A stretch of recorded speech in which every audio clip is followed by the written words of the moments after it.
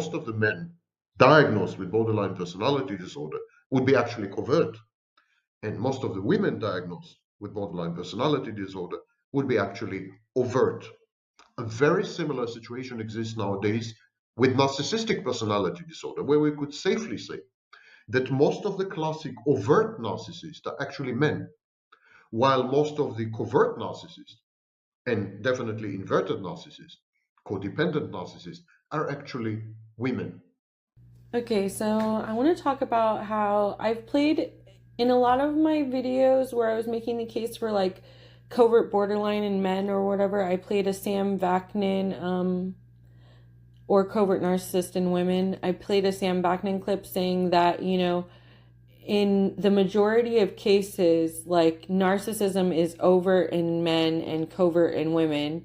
And the opposite is true for borderline, that in most cases, overt borderline is shown in women and covert borderline is shown in men. And so I've shown some examples of where that actually fits, and that's true, like covert borderline men like INFP Timothy Treadwell, INFJ Joe Goldberg, INFJ Jigsaw, stuff like that. And then covert narcissists like ESFJ Lori Vallow, ESFJ Lori Eric Gemma Teller, So those are examples that fit the rule of majority cases, like Sam Beckman says. And now I want to show some examples of like exceptions to that. And the exception is when people don't fit their traditional gender roles well, when they're gender dysphoric or have a lot of traits of the other gender identity. So I'm going to use Chad Daybell as an example of a man who actually has more of a feminine personality, with feminine personality traits. So he's more of the exception, that as a narcissist, he's not an overt narcissist. He's a covert narcissist, just like Lori Vallow. And the reason that he is a covert narcissist is because he was born into a more feminine personality type. And so when he is a narcissist, he becomes the more female variety of narcissist, because he wasn't born like with deficits or absence of affective empathy, like the born overt, like INTJ, ENTJ type overt narcissist. He was born more emotional and feminine and girly, and with empathy and with affective empathy, he must have been traumatized into covert narcissism, the female variety. So and I see the opposite case, and then I have an example of a female not fitting their gender identity well either, and them being the exception for overt narcissism, and that's my daughter. Or we'll use my INTJ daughter, who was born with overt narcissistic personality disorder, which was inborn from her antisocial personality disorder from her father, inherited. So it's like, because she was born into a personality type, INTJ, which is a more masculine type that fits more masculine gender roles better, then she's also an exception to Sam Vaknin's case of majority cases of borderline and borderline and narcissism and overt and covert varieties. So my INTJ daughter was born, with an overt and narcissistic personality disorder. And so that makes her an exception. Most women would be presenting as covert narcissists because they would fit their gender identity better and be more feminine. And so the presentation of their narcissism would be more covert. But because my INTJ daughter was born into a more masculine personality type that fits more masculine gender identity, then when her narcissism expresses herself, it's of the overt variety. And since the best example that I can give that's like my daughter is the Wednesday Addams character played by Jenna Ortega. So that's an example of a girl that was born into a more masculine personality type. And so that's the exception, that when she expresses narcissism, it's more of an overt masculine type of narcissism. It's not more of a covert, feminine, emotionally driven type of narcissism. So those are contrast cases of how, both genders can be overt narcissists or covert narcissists, but it depends a lot if they were born into a gender that absolutely fits well, if their body was born into a personality type where the gender identity, is all congruent and stuff, and it's all feminine or all masculine for the most part, then they'll fit the majority rule that, narcissists are usually overt in men and covert in women, and borderline is usually overt in women and covert in men. But it will be different if the gender identity, if there's some gender dysphoria there because of the personality type being born into a personality type that was more masculine or feminine than the body that you're living in. So there we have examples. In covert narcissism, we have Lori Vallow, a covert narcissist of the female variety. But her husband is a feminine kind of guy, and he's also a covert narcissist. His narcissism is presenting as the feminine variety covertly. And then we have people like INTJ Sam Vaknin that are like overt narcissists, and usually overt narcissist is only in men, but then you see Wednesday Addams, a girl born into a more masculine personality type. And so that's why we see overt narcissism in someone like Wednesday Addams, an INTJ child like Wednesday Addams. So those are examples of overt narcissists. Sam Vaknin and Wednesday Addams are examples of overt narcissists in both genders. And Lori Vallow and her husband Chad Daybell are examples of covert narcissists of each gender. And that's my explanation as to why Wednesday Addams and Chad Daybell are like exceptions to the rule when it comes to identifying covert and overt varieties of narcissism. So I've said before also, like, the introverted and extroverted versions of each of the types are as similar as you can get to each other. So ISFJ and ESFJ are as similar and like-minded as you can get to each other. They both have the top two same dominant cognitive functions, FE and SI. So, but in reverse order. So Chad Daybell would be ISFJ, which would be SIFE, and Lori Vallow would be ESFJ, which would be FESI. But they're both leading, they're both cognitively built the exact same way, cognitively and emotionally built basically the exact same way. It's only expressing slightly differently. But for the most part, she's marrying a version of herself. It's almost like a covert lesbian relationship because, no matter how manly he looks, like, he has more of a woman's personality, like, like a wifey personality. So yeah, I just want to point out that the reason that he's an exception to the rule is because he's so feminine, and that she's basically marrying a version of herself. The ISFJ and ESFJ, they're coming together. They're very like-minded. It's like they have the same mind, but it's like, it's also, it's not really a good balance of feminine and masculine energy, because they're both so feminine. But that's how he ends up being a covert narcissist, just from being so feminine. And this is really interesting to see when people get with, think they find true love with someone who's like an exact version of themselves, or almost an exact version of themselves, So, they amplify all each other's strengths, and they amplify all each other's weaknesses and stuff, And just like the maternal love that Lori Vallow shows is absolutely bogus and bullshit, as she freaking murders her children and then blames it on them and all the other lunacies that she does, her romantic love is also fraudulent, their whole sham of true love is just, as much a sham as her maternal love.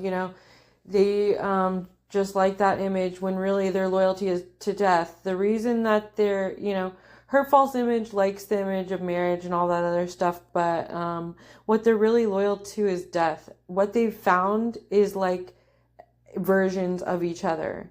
They're marrying a version of themselves to someone who will perpetuate the mission, the deathist mission that they want to perpetuate.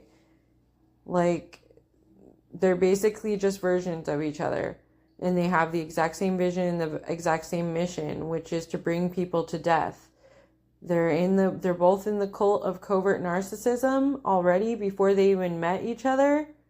And then they meet each other and their personalities are almost identical, and they're so similar and they're so like-minded, and they just team up because they think that their forces are stronger together to bring people to death. And they were.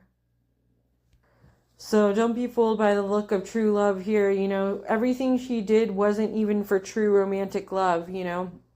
Some people think like, oh, she just needed true love from a man so bad and she just needed love so bad, and it was all for love or whatever, all for true love, that she got rid of her children to start her new life with her family. But no, it was all for her loyalty to death more than her loyalty to even her true love, Mr. Chad Daybell.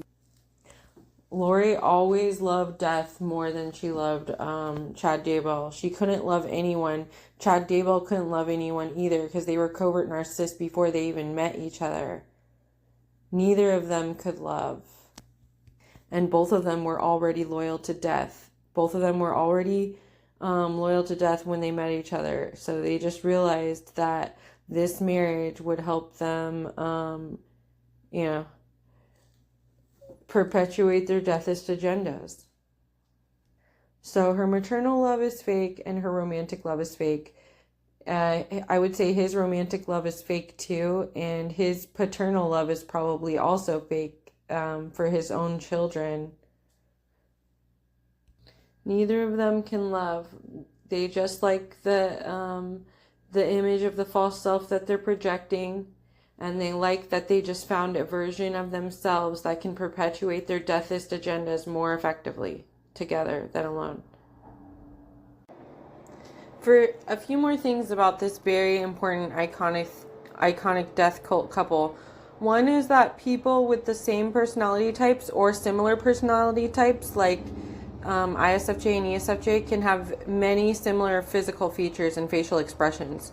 The similar cognitive functions they share inside in their brains makes them make similar facial expressions. So you can see personality matches through matching facial expressions. If we look up images of Lori and Chad on Google, we will see they have a lot of matching indignant, smug expressions. And here in their wedding photo, they have matching smiles and facial expressions. So Chad and Lori Daybell are literally the poster couple for covert narcissism in SFJ personalities, which are the most common personalities in the world that we see in about 1 in every 4 people. And we see that regardless of whether these SFJ personalities are male or female, because their personality profile as SFJ personality types is more feminine overall, that when they present with narcissism, they both present with a female covert version of narcissism rather than a masculine overt form of narcissism, even if one of them is male. So again, repeat for emphasis, this is literally the poster couple, the historically iconic couple for representing the death cult of covert narcissism right here in Lori Vallow Daybell and Chad Daybell. And these types of covert narcissists, because of their majority numbers in the overall population, are the most highly represented variety of narcissists that everyone deals with every day. The everyday common kind of narcissist we barely even notice or recognize for what they are until it's too late. I said in one of my Lori Vallow jail call reaction videos that we need to see covert narcissism as a death cult in itself, without even needing someone like Chad Daybell to actually write books and gather a death cult following based on some hyper-religious offshoot of religious beliefs. Without any of that, Covert narcissism is a death cult itself, always wanting to bring everyone else to death with them, with whatever license to kill they can find. These people have died to a false selves from trauma, and they want everyone else to die with them, whether they literally die or die to a false self from trauma and become the walking, living dead, recruited into the death cult of covert narcissism just like them. They make a mockery of love and life and everything sacred, including marriage, motherhood, and any concept of goodness or God. So, what we're looking at here are two addicts, two junkies that are addicted to narcissistic supply. ESFJ Lori Vallow is the slightly more sexy of the two, and ISFJ Chad Daybell is the slightly more scholarly of the two. And both of those, sexiness and scholarliness, are ways to attain more of their drug of choice, called narcissistic supply. So that's why this is the perfect match made in hell, because they're both basically the same person and they're both junkies. They both have the same drug of choice. I've said in the past, like, people that have the same drug of choice seem to get along better. Well, that's why these two get along. These two get along because they are both junkies for a drug called narcissistic supply. And so, he's seeing her as a gold mine of narcissistic supply because she's the sexier version of them, of their SFJ covert narcissist personalities.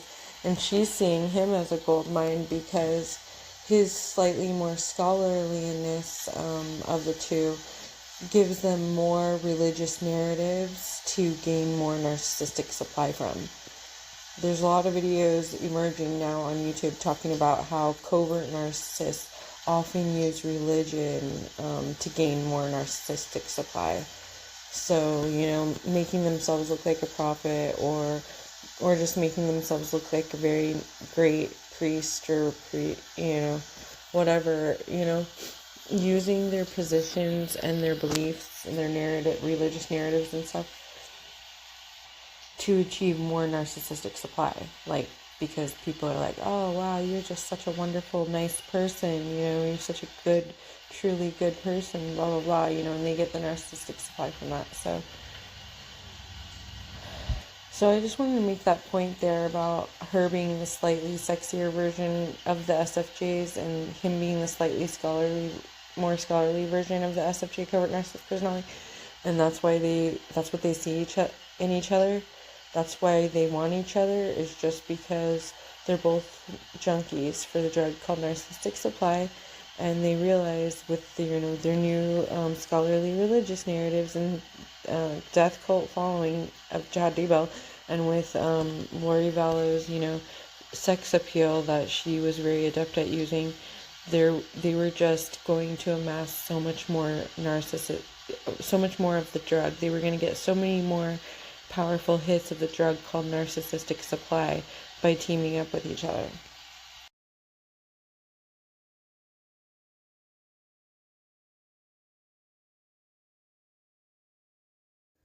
So while I was going through that last spiel about Lori and Chad being SFJ addicts addicted to the drug called narcissistic supply, I was showing the population statistics there that show that ISFJs and ESFJs put together make up about every 1 in 4 people, just to show how kind of common these kind of mentalities can be in the general population. I'm going to make another video that talks about how the SI and covert narcissism is permeated in all the systems of society, which is why the systems in society are ruined. But right now I'm just focusing on this couple, and that represents the heavy use of SI that leads to the addiction to narcissistic supply through the pursuit of material security, and now I'm showing the screenshot that shows the breakdown of cognitive function prevalence in in the human population. So,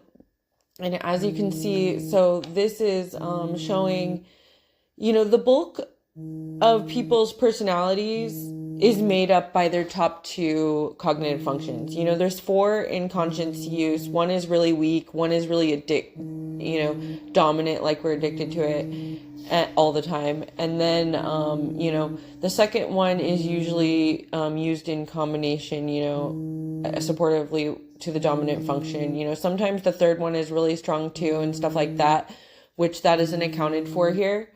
But in a general sense, them calculating just the top two cognitive functions is a good way to get a general sense, even though further research needs to be done on the strength of the third function and how that plays out too. So right now we're seeing, up here it says SJs that use heavy SI, either in the first position, the dominant position, or in the auxiliary position, the second position.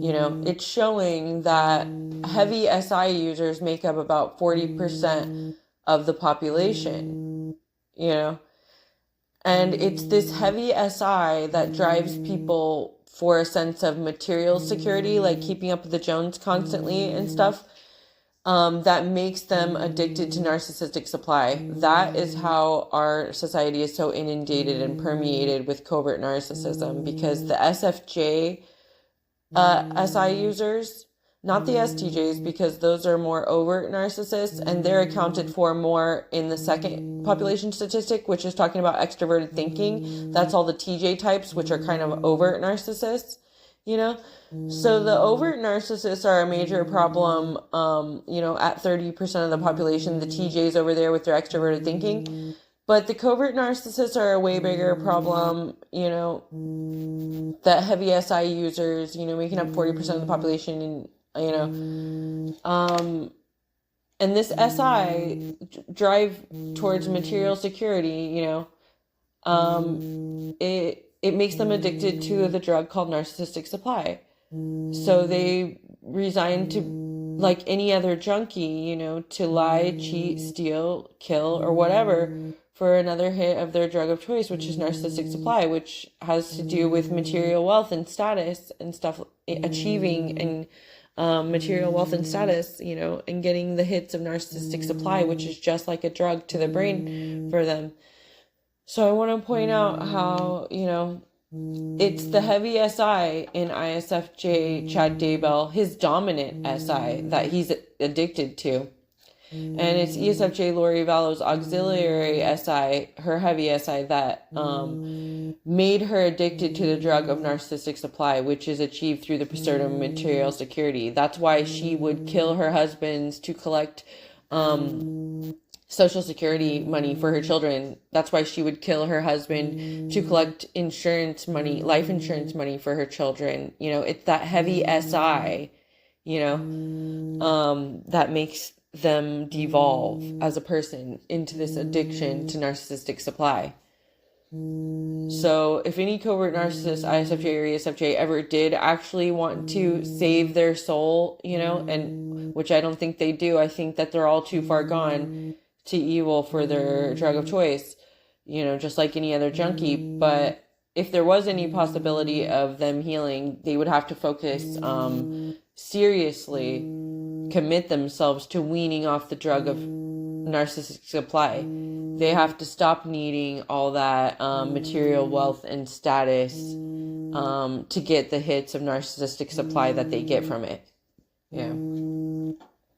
So I really think that this is an amazing case study and example. Like Lori Vallow and Chad Daybell as a couple, they are basically like one of the best examples of covert narcissism, the mentality of covert narcissism, and how it's an addiction driven by their heavy SI, and how they will lie, cheat, kill, and steal for it, and looking at how common their population numbers are shows how we end up with all these treacherous, backstabbing, devilish, demonic, evil people who sold their souls, to keep up with the Jones or whatever. That's how we are surrounded by that in society. We're surrounded by that, by, broken families, family destroying systems and all of that, because of people like this, So right now, as far as showing how society got ruined by covert narcissism, the permeation of covert narcissism, you know, I'm going to be using ESFJ Taylor Swift as one great example of that with her confession song Antihero. But the other great example of how SFJ covert narcissism has permeated and ruined society as we know it is this Chad Daybell and Lori Vallow. We're seeing two heavy SI users addicted to the drug of narcissistic supply, and that their high population numbers of the most common types of personality types that we see. That's the reason why we look around and see covert narcissists everywhere we look. Everywhere we look in society, we have to deal with covert narcissists in every system of society, every place we go, and this is why.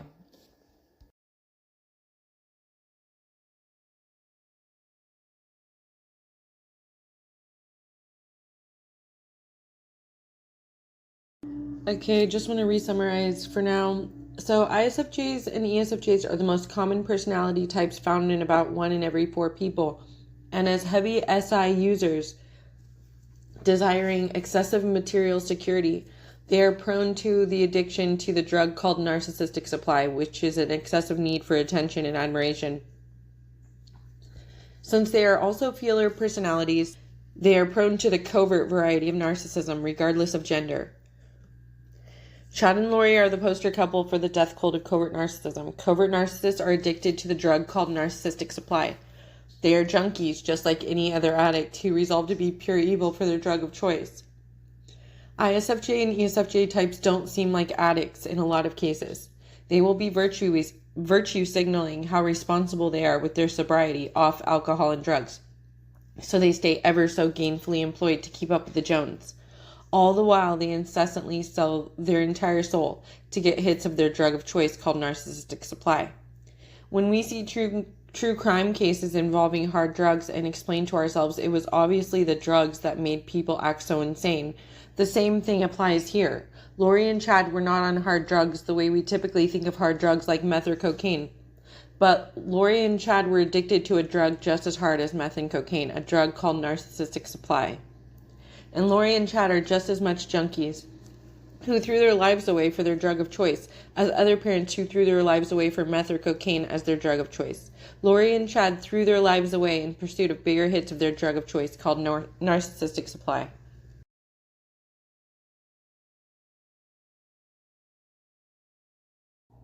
So I also want to point out how this case really, we need to think about how it's so associated with our ideas and our concepts of success in our culture, in our modern culture. So that's what these types of covert narcissists do. They're, that are heavy SI users and they're addicted to narcissistic supply. They're trying to keep up with the Jones and look like they're the most competent, most responsible, and, most money-minded, most successful financially, blah, blah, blah, And so, in many ways, our culture looks at that as a good thing, just like with overt narcissism or whatever, we glorify high achievement and then we glorify, high earning from high achievement or whatever, And so where is the line drawn from that, It is a slippery slope that many people are biffing themselves on now, especially heavy SI users, SFJ covert narcissists, because it's like pursuing material wealth and security in our culture is, encouraged, right? But yet, when heavy SI users, especially these SFJ covert narcissists, take it too far, and it becomes this addiction to narcissistic supply like any other junkie, where they will lie, cheat, kill, steal, throw their family under the bus, everything, nothing's off limits, to get more and bigger hits of the narcissistic supply, just like any other junkie, then it's not good anymore.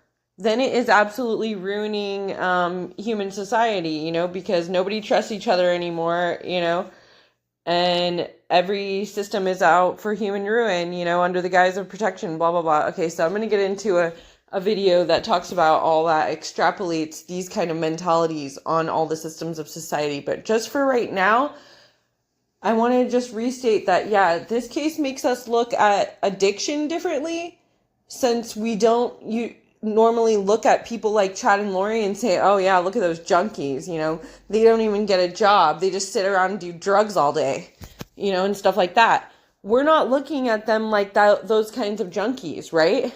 Because they're acting all responsible and sober and like achievers and earners and whatever else, But, so this helps us rethink addiction, and then it also helps us rethink success. To understand these people, covert narcissists, you have to understand that their heavy SI makes them addicted to the drug called narcissistic supply. And that's what makes them act like any other low-life junkie to get a bigger hit of their drug all the time. It's like they build a tolerance too, like, oh, we earn $10,000 a month now. Well, now we need to earn $100,000 a month, and where does it end? Where it ends is it develops into this addiction to narcissistic supply called covert narcissism that is devolving human life.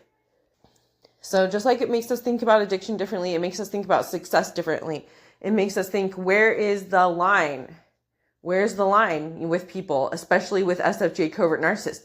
Where's the line between responsible, taking care of yourself, being self-sufficient and responsible financially, and being completely addicted to narcissistic supply from material gains that would make you lie, cheat, kill, steal, and completely diminish, all of your integrity, to get bigger and bigger hits of your drug of choice, narcissistic supply.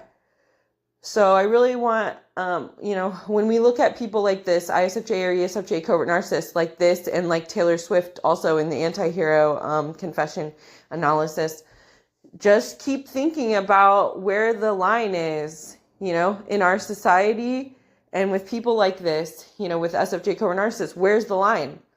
Where's it drawn, between responsible achieving that is positive, and then devolving and throwing away your entire life and throwing away your entire soul to be a junkie pursuing the hits of drug addiction for your addiction to narcissistic supply.